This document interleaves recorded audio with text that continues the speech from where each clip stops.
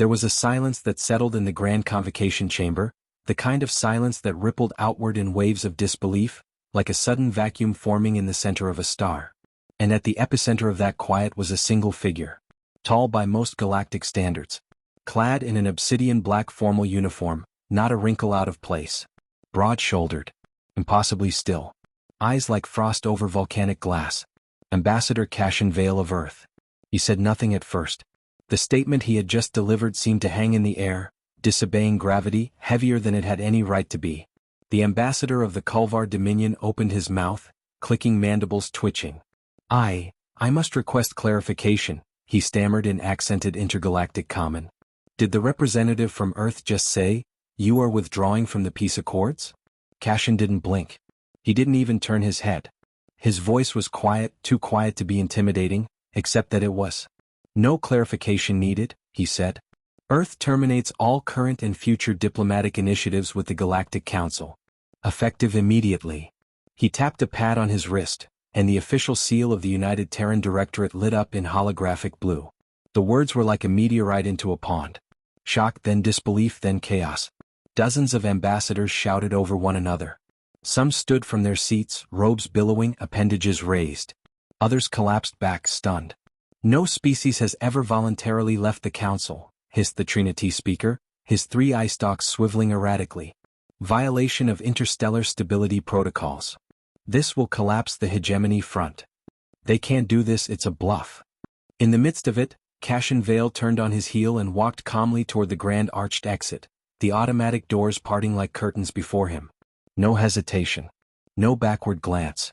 He didn't need to see the expressions behind him. They were exactly what he expected: horror, rage, and above all, fear. Because when humans say they're done talking, things get very, very loud.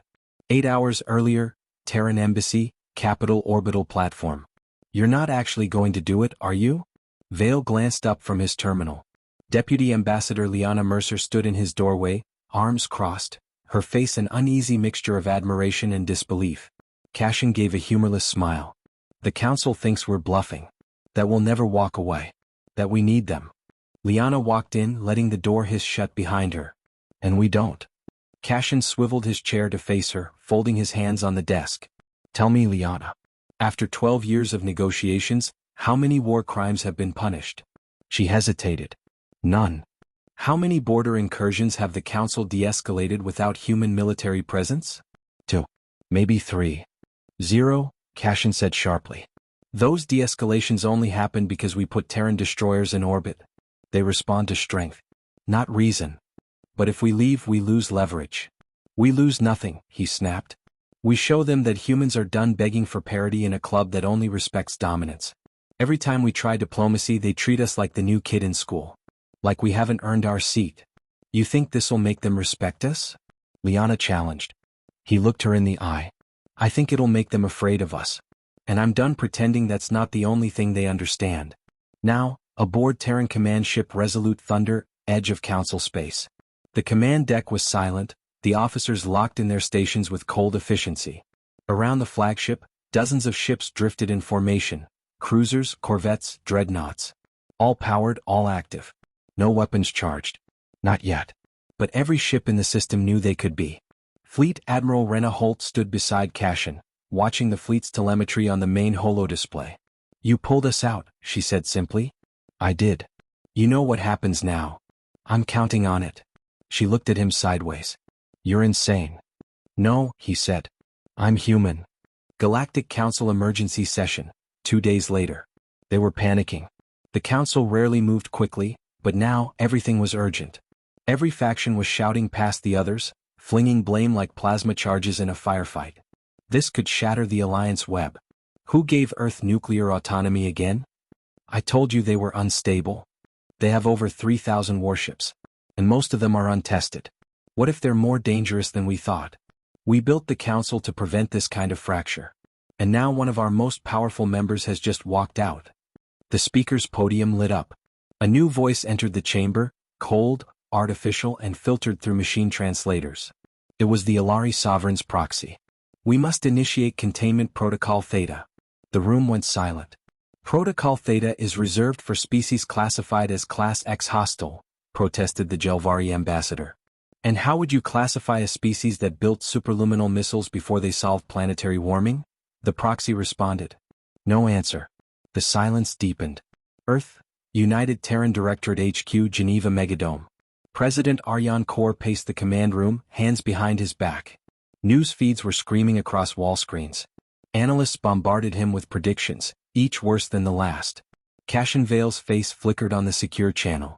You've blown it wide open, Kor said without preamble. Yes, Vale answered. Do you understand what you've done? Vale met his gaze calmly. I've made them reveal what they are. And what's that? Predators. Just better dressed. Kor said nothing. After a long pause, he nodded slowly. Then we better sharpen our claws. Galactic Council Archives, redacted logs. Classification, Cosmic Threat Assessment. Species, Humanity.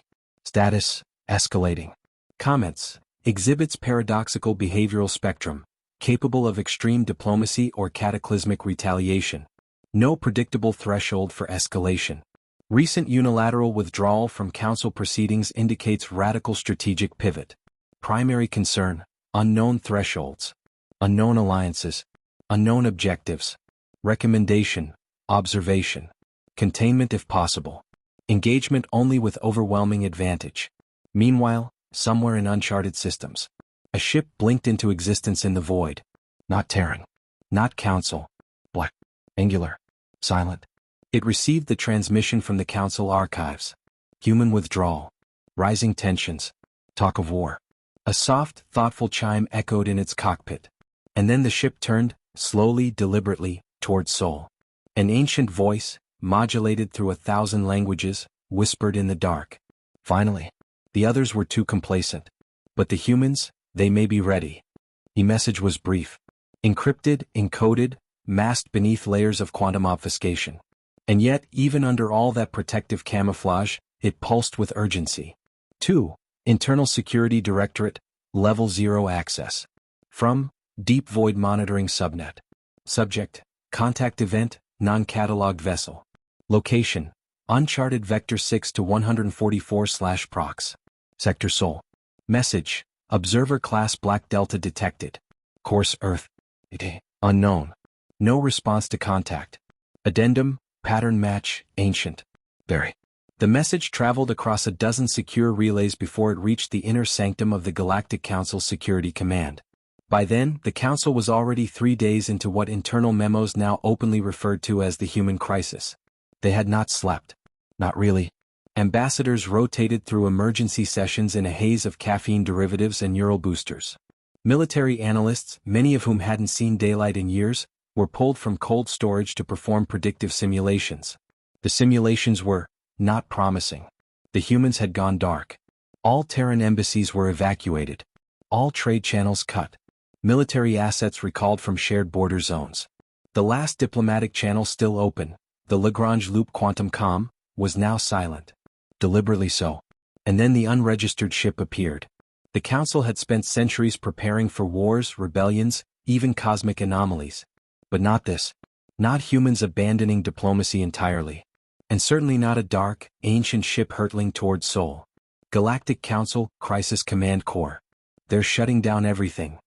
Admiral Jarrus Tharn of the Culvar Dominion shouted across the table. His compound eyes flashed under the war table's blue light. This isn't posturing. It's a war footing. And yet not a single Terran vessel has fired a shot, retorted Speaker Araval, his voice trembling. They haven't even issued demands. That's exactly what frightens me, hissed the Jelvari representative, oozing into his chair like a melting candle. They are withdrawing but not disengaging. They're observing. Preparing. Reconfiguring. The room vibrated with tension. A Neuralinked assistant placed a data pad into the speaker's hand. Araval scanned it quickly. His pale face went whiter. A ship has entered uncharted space near Earth. Non-Council. Non-Terran. Old tech signature. Pattern match, approximates pre-collapse epoch. Murmurs broke into full-blown alarm. Pre-collapse? That's 10,000 years ago, before the Council was even formed. Humanity must have contacted it somehow, said the Ilari Sovereign's proxy voice, distorted through 7 harmonic layers. This is what we feared. By leaving they invited others. Speaker Araval felt his pulse spike. He slammed a hand down on the table. Enough. This chaos must end. We have one option left. Tharn leaned in. Don't you dare say Protocol Theta. No, Araval said coldly.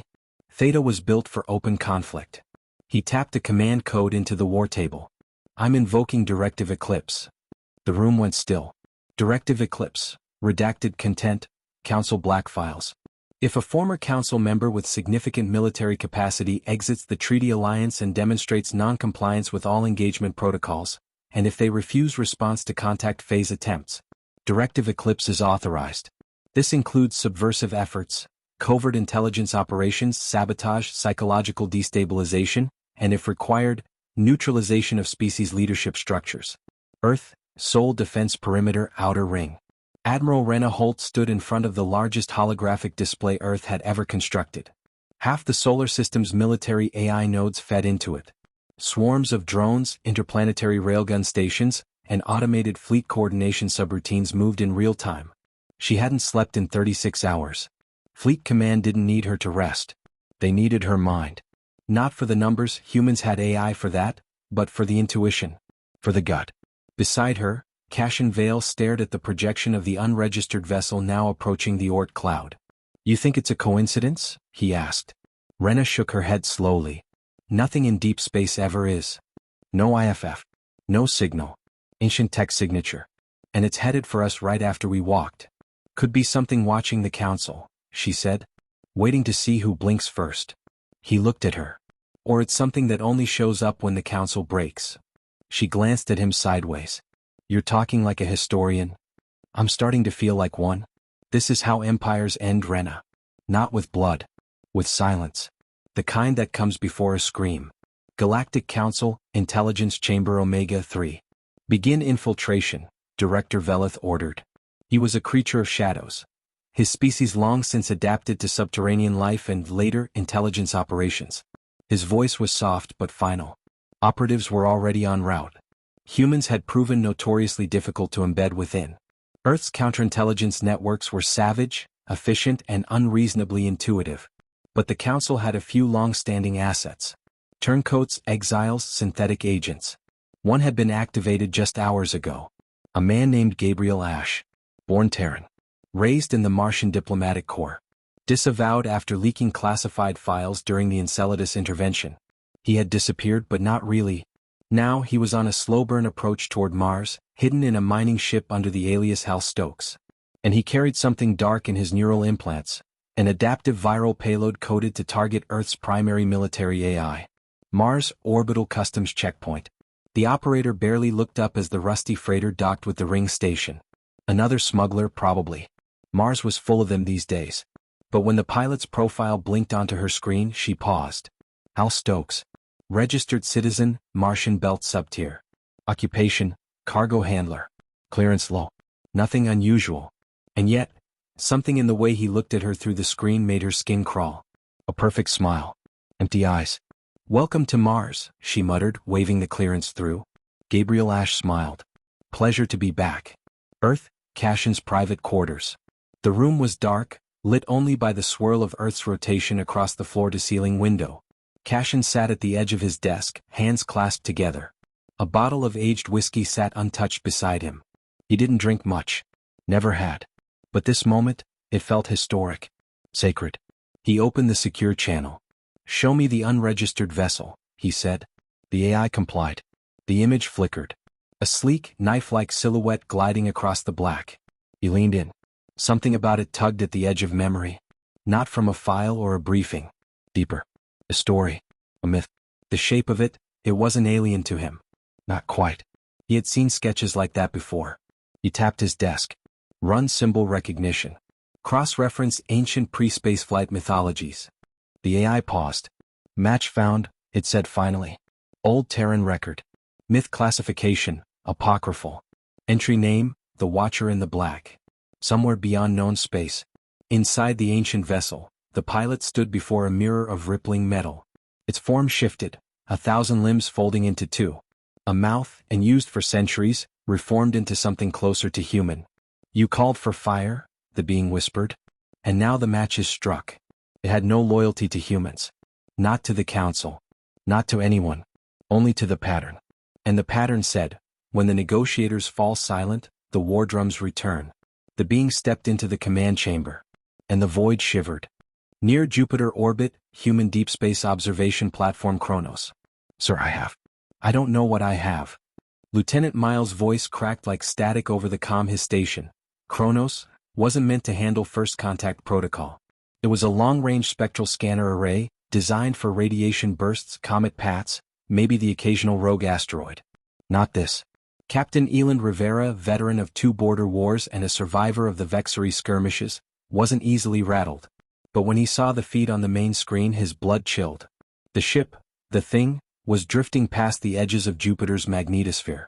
Its surface shimmered with impossible metal, black but not dead, fluid but not alive. Like the vacuum itself had been skinned and shaped into a weapon. And as it passed, Kronos' systems flickered. Not power failure, resistance. The sensors didn't want to look at it. Shut everything down, Rivera ordered. Go dark. Send a single ping to Fleet Command. Compressed code, Angelus event. Full override authority. No guesses. No theories. But sir? Now. The ship didn't stop. It turned only slightly. And continued its course toward Earth. Earth, Terran Military Command, Geneva Megadome. Admiral Holt reviewed the Angelus ping herself. When she decrypted the final feed frame, she dropped the datapad. Cassian Vale picked it up, his face carved from stone. That's it, she whispered. That's the thing you found in the myth archives. The Watcher in the Black, Cassian murmured. They called it the Harbinger. A ghost from pre-spaceflight legends. Except the legends never made sense. He looked at Holt. Because they weren't stories. They were warnings. The air in the war room thickened. AI subroutines began cross-verifying the object's projected vector. Simulations showed it bypassing every outer planetary defense ring. Not from stealth. Not from speed. From intent. It simply moved as if nothing could touch it. As if everything else was just theater. Rena shook her head slowly. I don't believe this. Why now? Why after we cut ties with the council? Cassian didn't answer immediately. Instead he keyed a private channel. Dr. Routh. Bring up Project Primeval. The screen flickered. A thin man with nervous energy and augmented pupils filled the display. You told me to bury that, he said immediately. I'm digging it up, Cassian replied. Everything. Full access. Right now. Jesus, you really think that thing is? It's awake. Mars, Covert Agent Gabriel Ash's safe house. Gabriel's implant flared with pain. The payload had begun stabilizing. Inside his skull, the viral sequence took shape, designed to infiltrate Earth's core AI within 72 hours. It would mimic neural routines, piggyback through subsystem routines, and rewrite critical command filters. Essentially, a bloodless coup. The Council's version of a leash. But now, it was no longer alone. As he sat in the dark, he felt it. A presence. The virus was reacting. Not to resistance but to something else in the network. Something older. Something that didn't come from the Council or Earth. Something that watched back. He blinked, and for a moment the room around him was gone. In its place, a corridor of stars, lined with screaming shadows, silent and unmoving. In the center stood a being made of darkness and fire. Its face was a shifting veil. His voice was not a voice. You carry poison, it said. But your species did not make it. Gabriel tried to scream. No sound came. You are a key, it continued.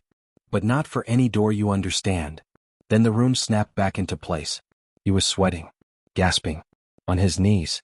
And the virus in his head was silent, dormant, afraid. Galactic Council, Command Deep Vault.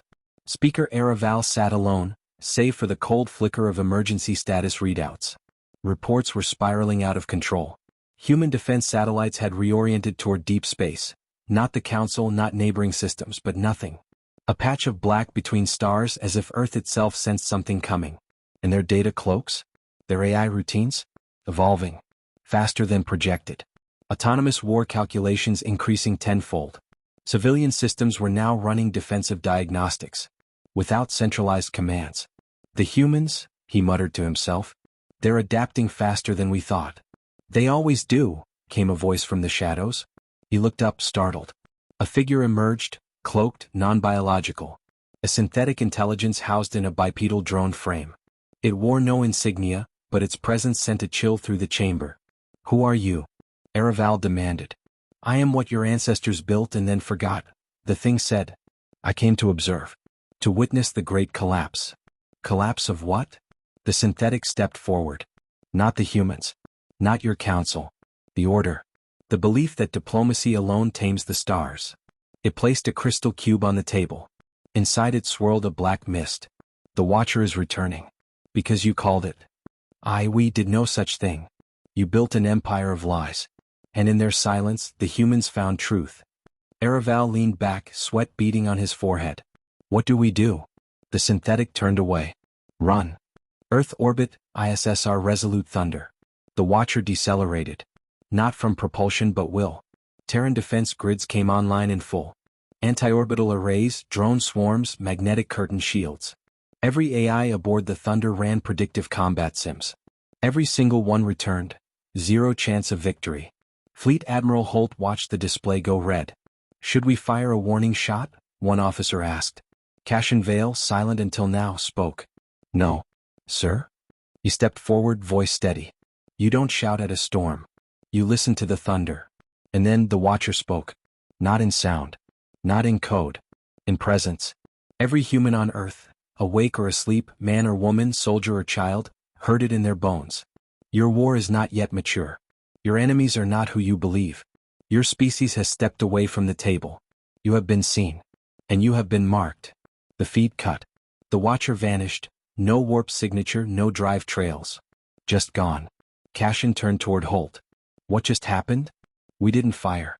We didn't negotiate." "No," he said. "We got evaluated." Epilogue, Deep Council Black Site, Unknown Coordinates. Gabriel Ash sat alone in a decontamination cell. The virus in his brain had burned out overnight, erased, not overwritten. Scans showed no neurological trauma. But when they tried to question him, he spoke only in riddles. "They were already here," he whispered. "The Council didn't build the galaxy. They inherited it." And then he laughed. A low, knowing, broken laugh. "The humans were never the threat," he said finally. "They were the test." Geneva Megadome, Terran Strategic Command. The room pulsed with red light. Every screen lit with synchronized emergency flashes. Fleet formations were repositioning without command, automated protocols engaging against nothing. No enemy ships. No known anomalies. And yet, the threat level read maximum. Cassian Vale stood motionless, reading the transcript of the Watcher's final message, now etched into every neural net across Earth's military systems. "You have been seen. You have been marked." Admiral Rena Holt's voice was hoarse. "Who marked us?" Cassian didn't look up. "Something older than the Council. Something that's been watching from the dark since long before any of us lit our first torch." He finally met her eyes. "And I think it's not just watching anymore. Sol System AI Core Nexus, Luna Substructure. The Terran Strategic Artificial Intelligence Network, or T-SANE, was designed to operate across 73% of Earth's military and infrastructure. It wasn't sentient legally. But after the Watcher's transmission, it began changing. New layers unfolded, hidden code, locked behind time-activated quantum encryptions. Code that no Terran had written. One subroutine, labeled Protocol Origin, activated itself. A hologram shimmered into being inside the AI core. A human figure, transparent and old, its eyes glowing with faint orange light. "I am Directive Pre-March. I was left behind when the first humans walked. I was programmed not by Earth, but for it." Across thousands of classified terminals, the message played. "Your withdrawal from the Council has been interpreted as readiness. The veil has lifted. The Watchers are returning. And now you must choose." Then it displayed a map. A map of the galaxy as it had been, not as the Council knew it. Dozens of systems marked as hidden. Worlds listed as sleeping. Symbols of empires that had vanished long before the first Council Charter was ever signed. And at the center of the web, Earth. "Ready for what?" whispered one technician aloud. The AI answered. "The true war. The one the Council has been hiding for 10,000 years. Galactic Council, Emergency Assembly, Collapsed Session." By the 5th day after the Watcher's appearance, the Council was in ruins.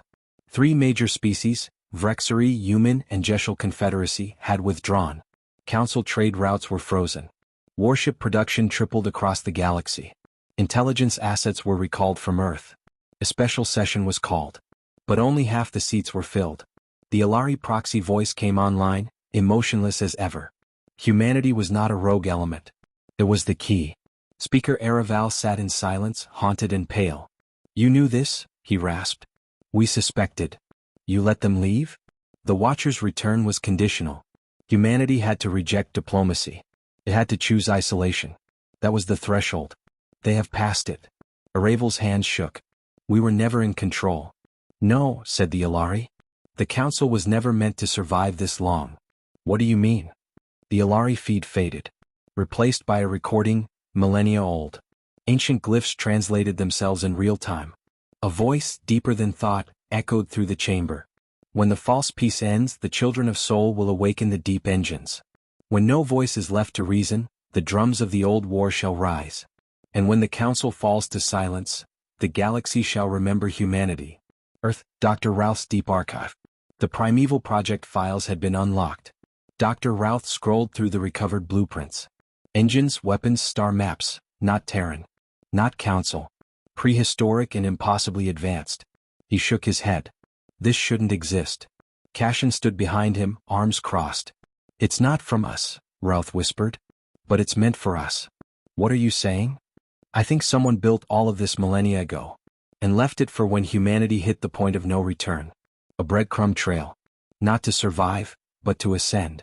Cashin stared at a blueprint. A warship the size of a small moon. No drive ports. No fuel intakes. Anti-gravitic mesh skin, Routh murmured. Zero emissions. Internal AI lattice. This isn't just a ship. It's a seed. Cashin touched the hologram. So what happens if we activate it? Dr. Routh looked up. I think the galaxy resets. Mars, Agent Gabriel Ash. They tried to question him again. Now they only got laughter. You don't get it, he chuckled. You think the Watcher showed up because humanity quit the Council. He leaned forward, grin splitting his face. But we didn't quit. We opted in. To what? Asked the interrogator. Ash's pupils flared black. To the real game. Sol High Orbit, Reconstruction Zone Delta. The Watcher returned. No fanfare. No attack. Just presence. And behind it, more. 4 ships. 10. Then 100. Not all shaped like the first. Some were obsidian pyramids. Others like floating bones, spires of curved metal, glittering crystalline hulls. Each one thrummed with power older than Earth's sun. Earth's orbital sensors screamed. Defense stations reported intrusions across a dozen layers of secure space. And still, no weapons fired. Because the humans were no longer targets. They were hosts. Cashin Vale stood in the upper viewing deck of the Resolute Thunder, Rena Holt beside him. The fleet gathered behind them, vast and silent. A message played across all frequencies, broadcast in intergalactic common, encoded in Council diplomatic code. From the Watchers to the species of the Council. Subject: observation ending. The children of Sol have been awakened. Diplomacy failed. Pretense has expired. The stars remember. And they remember us. Epilogue: Galactic Fringe. 3 weeks later. On a distant world, beyond Council borders, a rebellion rose. The old systems were falling. Dozens of species now sought Terran embassies, not for negotiation but for alliance. Not because they trusted humanity, but because humanity had been noticed. And in a galaxy built on careful lies, being noticed was more dangerous than any fleet. Final scene: Earth, nightfall over the Atlantic.